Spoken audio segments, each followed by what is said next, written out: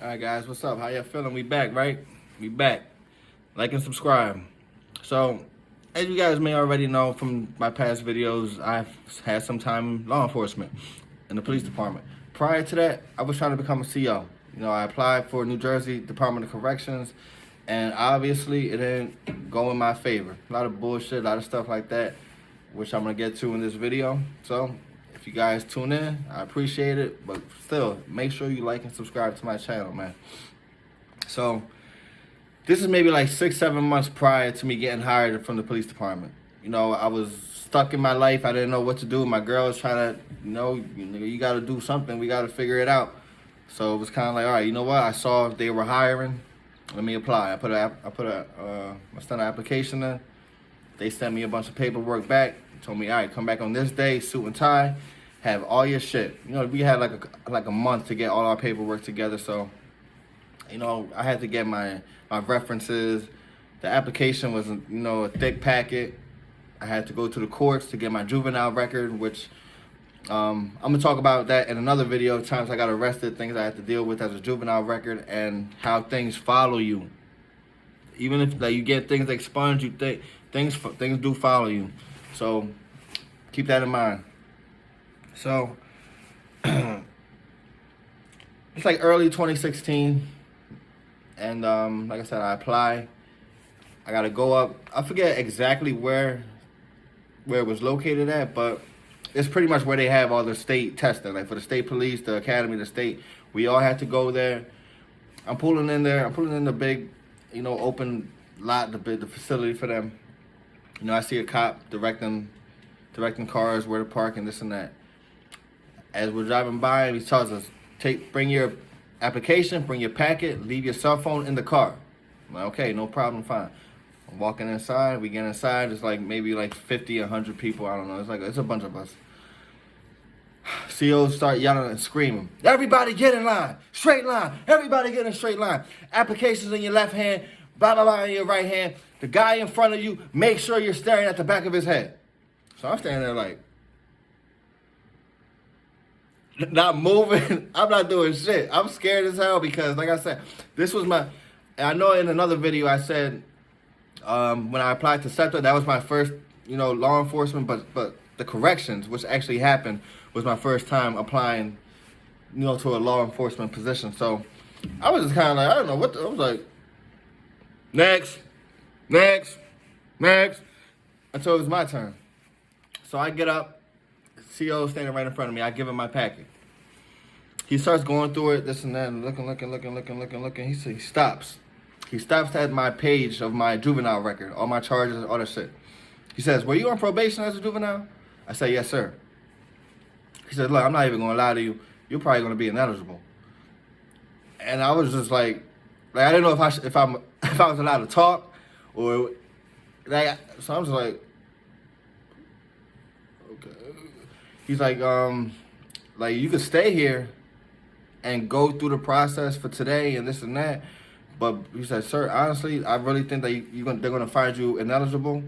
He was being very cool. He was being very respectful and up forward to me. He was like, you could stay and go through it. If you if you really want to get into this field, he was like, I suggest you stay. If you don't, the door's right there. But he wasn't being an asshole about it. And I said, no, sir. This is what I want to do. I'm here, and I didn't come out here for no reason, so I'm gonna stay. He said, you gonna stay? Okay, no problem. I get put into it's like the second process. It's another big room. That's where everybody's at. It's like a big cafeteria. They got a big TV screen, a bunch of desks lined up with our name on it. We got to find our desk. Then, and then it's just kind of like 3-4 hours of just paperwork and bullshit and this and that. On the first day, we had to take a drug test. Now, I had stopped smoking maybe like a week prior to this test, like to this day. But I still went and got a little detox drink. I wanted to make sure I was good. You'd rather be safe than sorry. So I got the detox drink. I drank it on my way up. I drank it before I even get there. I piss, make sure everything is good. I go inside, boom, boom, boom, boom. All right, fine. I don't got to piss. Everything's cool. So a couple hours in, that's when they call us for the drug test. This side of the room comes up. And then, this side, It was when it was my side of the group. We went up. You know, we can't talk. We were walking into the bathroom, standing in line, straight, next, doing all that shit. Piss. I sit down. I go back. After that, they come.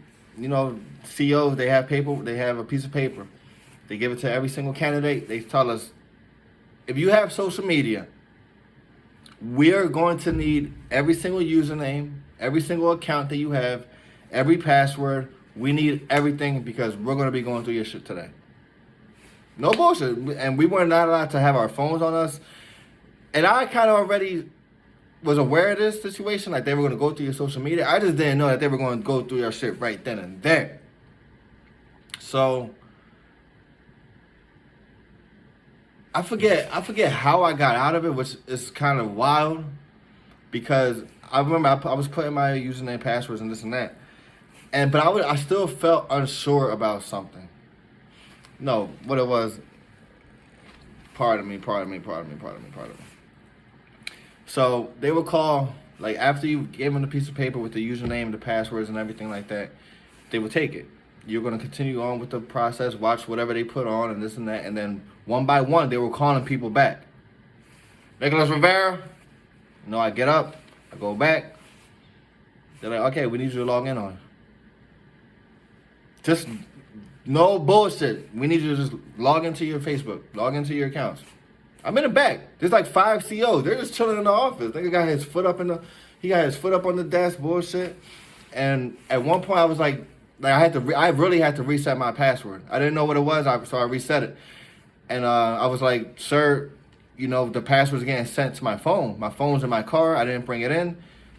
You know, may I have permission to go get it? For whatever reason, I don't know how, they let me go. Nobody escorted me out there. They didn't follow me. They were like, all right, go get your phone, go get your password, whatever, and come back. I got my phone. So I got my phone. As I'm coming back, I'm going through my shit like, oh, delete that shit. What the fuck? Like, I didn't have a lot of shit, but I was just like, whatever I felt was like, nigga, nah, I'm delete, unfriend, blah, blah, blah, this and that. So I go inside, I give him my phone, I log in my accounts, and I left. And then I walked out. They had my shit open. And I remember, man, it's like when you drink, and especially for me, I got a little seal, man. I'm not a drinker. I don't really do all that shit. Like, so the first time I piss, I'm gonna be pissing like every 15, 20 minutes. And I remember when I was standing in line, while they were calling me in the back to go through my social media, I was about to piss myself because I had just drank. Remember, I drank the fucking detox drink before it, and I had already pissed for the drug test.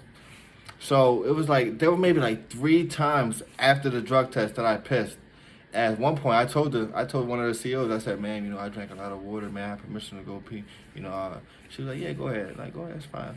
Like, they didn't give me a hard time, but I'm thinking like, oh my God, they're about to be thinking like, what this nigga is? What the fuck is wrong with him? That nigga is crazy. So that was that. You know, there was the drug test, the social media thing, and I was still upset with how everything started, with me going in there and the CEO pretty much saying like, you wasting your time, you're gonna be ineligible, blah blah blah. I still had that in my mind that this isn't gonna work for me, so I was upset. At the end, you know, I left. You know, I called my girl, I was mad, blah blah blah. I called my plug. No bullshit. I was so mad. I was like, fuck this shit. They're gonna fuck with me because of some juvenile shit. I was mad. I called my plug. I said, bro, I'm coming over. Went to go see him. Nigga in his suit and tie. Went into the fucking his little trap spot. Got some bud. And I was like, man, like this ain't for me.